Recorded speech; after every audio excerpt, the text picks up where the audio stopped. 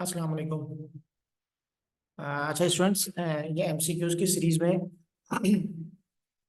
2010 का जो है पास पेपर्स हैं उसके एमसीक्यूज हम आज देखेंगे।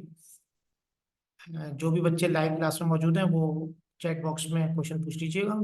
जो रिकॉर्डेड लेक्चर्स देख रहे हो वो मुझे व्हाट्सअप करके कोई क्वेश्चन है तो वो पूछ सकते हैं। सही है, चलें भाई स्टार्ट करते हैं। इसकी पीडीएफ मैंने आप लोगों के साथ ग्रुप पे शेयर की हुई है। देखिए फर्स्ट क्या है, sales is best described by. Sales को डिस्क्राइब कौन करता है? Sale of all items, sale of merchandise, sale of machinery, sale of old furniture. देखिए ऑल आइटम्स में तो सब कुछ आ जाएगा, फर्नीचर भी आ जाएगा, मशीनरी भी आ जाएगी, मर्चेंडाइज भी आ जाएगी, लेकिन सेल को जो डिस्क्राइब करता है वो sale is describe by merchandise है। मर्चेंडाइज, फर्नीचर को बेचना, मशीन को बेचना, ये हमारा सेल को डिस्क्राइब नहीं करता। पर्पज नहीं है ना, हमारा पर्पज होता है मर्चेंडाइज को बेचेंगे जब तो रेवेन्यू जनरेट होगा। अगर हम मशीनरी को, फर्नीचर को बेच रहे होंगे तो हम अपने बिजनेस में फिर क्या इस्तेमाल करेंगे? Number second, sales journal is use for the recording of. Sales journal किस लिए यूज होता है? मैंने आपको लास्ट 2009 के एमसीक्यूज देखे थे, वहां भी शायद आया था, आई थिंक वहां परचेज जर्नल था। सेल्स जर्नल यूज होता है to record credit sales, to record credit sales of merchandise, stock, inventory. सही है, जर्नल जब भी आएगा तो याद रखिएगा क्रेडिट होना चाहिए, यानी ऑन अकाउंट या ऑन क्रेडिट, और मर्चेंडाइज, स्टॉक, इन्वेंट्री, गुड्स, ये होना चाहिए। This is not shown in income statement. Income statement में इसको शो नहीं करते। इनकम स्टेटमेंट में आपको पता है एक्सपेंसेस और रेवेन्यूज आते हैं, वो बोल रहा है इसको शो नहीं करते। सैलरीज, एक्सपेंस, सेल्स रिटर्न, ये सब आता है, कैश एसिड है। This is the correct answer. Allowance for depreciation, allowance for depreciation क्या होता है? अलाउंस फॉर डेप्रिसिएशन हमारा फिक्स एसेट्स या नॉन करंट एसेट्स जो होते हैं उनकी जो with the passage of time या with the usage of assets उनकी जो वैल्यू में कमी आती है उसको कहते हैं अलाउंस फॉर डेप्रिसिएशन। ये कॉन्ट्रा एसेट है। A contra asset account, an asset account, a liability account, none of this contra asset है और कॉन्ट्रा फिक्स एसेट्स है। ये सही है।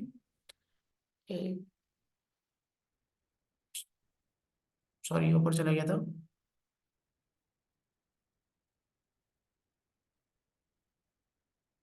सही है, फिफ्थ पे आ जाइए। This account is normally debit balance. Debit balance देखिए मैंने आपको बताया था, बैलेंस का कैसे पता चलता है? हेड ऑफ अकाउंट्स जो भी है उनको आप इंक्रीज करें, जो भी आपका डेबिट या क्रेडिट साइड होगी तो वो उसका नॉर्मल बैलेंस होगा। सेल्स को इंक्रीज करते हैं तो क्रेडिट होता है, परचेज रिटर्न क्रेडिट होता है, सेल्स रिटर्न डेबिट होता है, सेल्स रिटर्न डेबिट होता है, अकाउंट्स पेबल भी क्रेडिट होता है। The following statement is correct. Following statement correct है।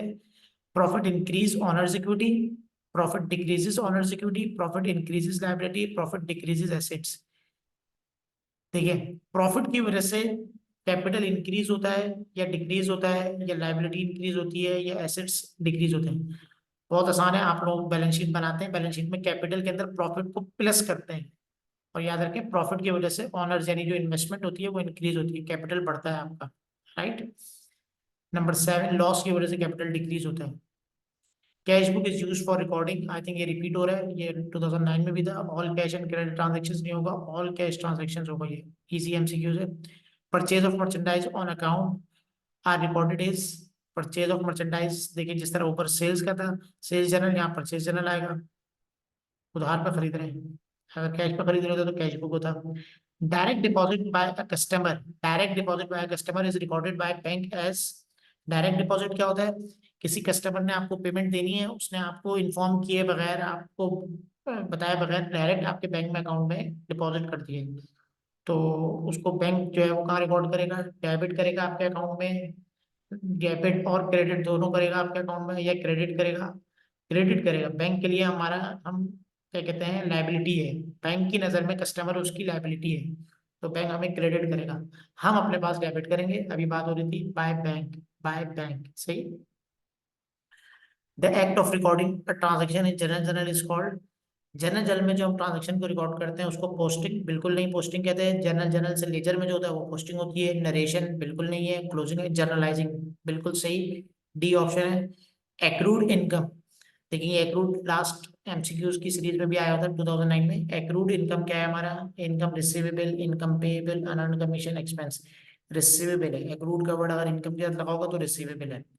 Cost of goods sold is a part of equity's balance sheet statement of retain earning, income statement. देखिए cost of goods sold आपको income statement का part होता है। सही है, cost of goods sold income statement का part होता है, बैलेंस शीट का पार्ट नहीं होता। इक्विटी भी बैलेंस शीट का पार्ट है, बैलेंस शीट तो खुद एक सेल्फ एक बड़ी पिक्चर का नाम है। रिटेन अर्निंग, रिटेन अर्निंग भी बैलेंस शीट का पार्ट होती है, सही है। पास्ट प्रॉफिट्स को कहते हैं retain earning. Cash withdraw by provider for personal use, gift है, ड्राइंग है, इन्वेस्टमेंट है, none of these. Easy MCQs, drawing है ये आपका। It is always used while depositing money in bank account. जब बैंक में पैसे जमा करते हैं तो क्या यूज करते हैं? चेक बुक बिल्कुल यूज नहीं करते, चेक बुक तो इसका अपोजिट है। जब बैंक से पैसे विड्रॉ कर रहे होते हैं तो चेक बुक के थ्रू यूज निकालते हैं, और आजकल के दौर में एटीएम के जरिए भी निकाल सकते हैं। Cash book, journal ledger, paying इन स्लिप। पेइंग इन स्लिप एक स्लिप होती है जो बैंक्स में आमतौर पर रखी हुई होती है, उस पर जाके आप अपनी इंफॉर्मेशन लिखते हैं और बैंक को देते हैं, तो बैंक उस बिहाफ पे आपके अकाउंट में पैसे डिपॉजिट कर देते हैं। Credit note issued is entered इन, अच्छा क्रेडिट नोट, ये इस पे अभी हम बात कर लेते हैं डिटेल में। क्रेडिट नोट बेसिकली क्या है? जब हमें गुड्स, कस्टमर जो है गुड्स रिटर्न करते हैं तो वो होता है, ये सेल्स रिटर्न में आएगा। क्रेडिट नोट हमेशा याद रखें सेल्स रिटर्न में, और डेबिट नोट परचेज रिटर्न में। इस पे भी मैं आपसे बात करता हूँ। इस एमसीक्यूज खत्म हो जाते हैं तो एक मैं आपको एक बॉक्स में लिखवा के बताता हूँ ये चीज क्या होती है, क्रेडिट और डेबिट नोट।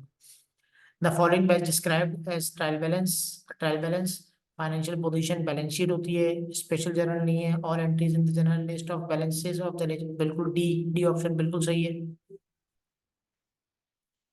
अच्छा फिर उसके बाद आप 18 देखें। It is not an asset, ये एसेट नहीं है। अनअर्न्ड रेंट, बाकी सब देखें एसेट है। अनअर्न्ड रेंट हमारी लाइबिलिटी होती है, it is called liability. Notes payable हमारी लाइबिलिटी है, देखें मशीनरी एसेट है, सेल्स रेवेन्यू है, अकाउंट रिसीवेबल एसेट है, नोट्स पेबल हमारी लाइबिलिटी है। This is the set of current asset. Current assets चले भाई, करंट एसेट्स क्या होते हैं? वो एसेट्स जिनसे हमें benefit more than one accounting period नहीं मिलता। एक साल से ज्यादा बेनिफिट्स जो बिजनेस को नहीं देते वो करंट एसेट्स होते हैं, और जो एक साल से ज्यादा बेनिफिट देते हैं वो नॉन करंट या फिक्स एसेट्स होते हैं। बिल्डिंग आमतौर पे आपको पता है एक साल से ज्यादा चलती है। कैश प्लस लोन, लोन तो है ही नहीं एसेट, तो ये तो हो नहीं सकता। Cash plus bank, cash plus furniture, देखिए सी ऑप्शन है। कैश जो फिजिकली हमारे पास मौजूद है और जो बैंक में मौजूद है। ठीक है बच्चों, ये 20 एमसीक्यूज हो गए। अच्छा मैं आपको एक वो,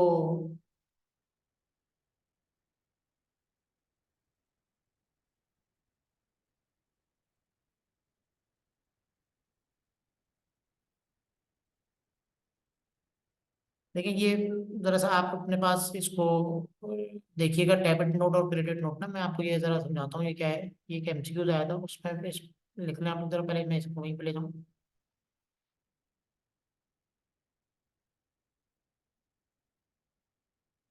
जी भाई, चलें इसको यहीं रखें। देखिए डेबिट एंड क्रेडिट नोट क्या होते हैं? Debit and credit note are issued when the goods are return by either customer और सप्लायर। जब भी गुड्स रिटर्न होती है ना, यानी मैंने माल खरीदा, फॉर एग्जाम्पल मैं कस्टमर हूँ तो मैंने माल खरीदा, जिससे खरीदा होगा वो सप्लायर होगा।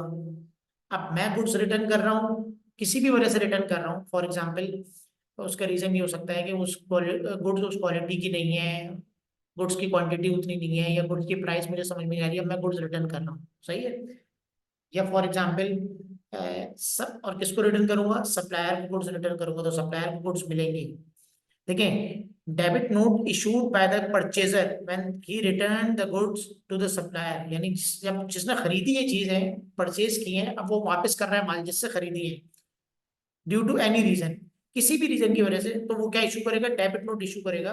वो एक डॉक्यूमेंट होता है, उस डॉक्यूमेंट पे लिखेगा रीजन कि भाई मैं ये गुड्स आपको रिटर्न कर रहा हूँ, उसकी जो भी रीजन है, और गुड्स की क्वांटिटी लिखेगा, गुड्स की प्राइस लिखेगा, उसका स्टेटस बताएगा, और वो पूरा एक डॉक्यूमेंट जो बनाएगा, वो डॉक्यूमेंट बना के गुड्स के साथ दे देगा किसको? सप्लायर को, कि भाई ये गुड्स मैंने आपको वापस कर दिए।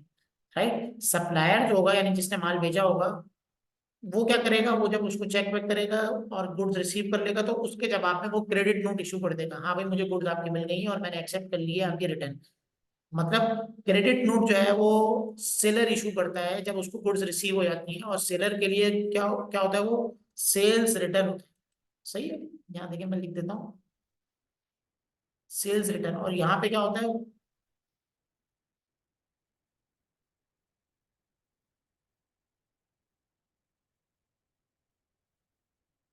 Purchase return. ठीक है, ये बच्चों याद रखिएगा, ये बहुत इंपॉर्टेंट है। ये डेबिट एंड क्रेडिट नोट हमेशा याद रखें, गुड्स रिटर्न जब होती है तभी यूज होता है। क्रेडिट नोट का मतलब क्या है कि गुड्स आपको रिटर्न हुई है। देखिए क्रेडिट का मतलब क्या है कि आपने अकाउंट रिसीवेबल को अब क्रेडिट करना है। सेल्स रिटर्न डेबिट, जब हमें पैसे नहीं मिल रहे तो आप कस्टमर को क्रेडिट कर दो। डेबिट नोट कौन यूज कर इशू करता है?